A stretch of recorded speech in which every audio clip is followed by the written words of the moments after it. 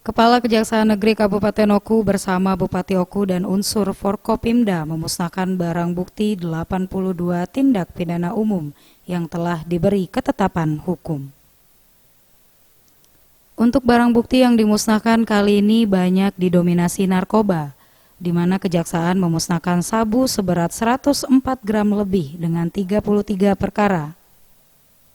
Kemudian ganja seberat 94 gram dengan 6 perkara.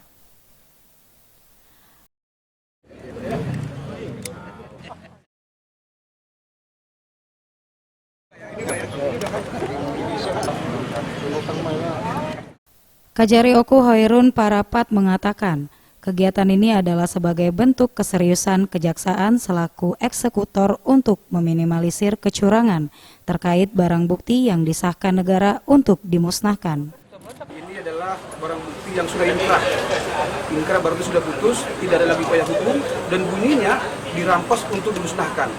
Maka tadi kawan-kawan lihat, ada narkoba kita musnahkan, di blender, ada kemudian juga senjata rakitan kita musnahkan, dan handphone. Ini sebagai tugas kami juga memberikan sebagai bentuk komitmen bahwa kita semuanya selaku aparat penegak hukum berupaya melaksanakan tugas secara transparansi. Sementara itu, Bupati Oku Teddy Melwansyah memberikan apresiasi kepada seluruh aparat penegak hukum yang telah bersinergi dengan baik karena telah menerapkan tindakan hukum terhadap pelaku kejahatan.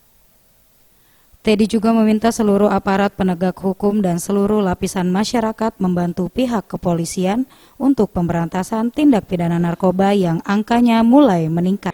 Dan menjaga suasana kamtipmas dengan baik di Oku ini. Nah, langkah-langkah yang telah kami lakukan sebenarnya sudah jauh. Sebelum ini kami sudah bekerja sama dengan Kejaksaan. Ada namanya Jaksa Masuk Sekolah. Ini merupakan langkah mitigasi pencegahan dari kami untuk mendidik dan mengedukasi generasi muda, anak-anak pelajar supaya mereka bisa mengenal apa itu narkoba, bahayanya dan bagaimana menghindarinya. Bagus Mihargo, Sriwijaya TV.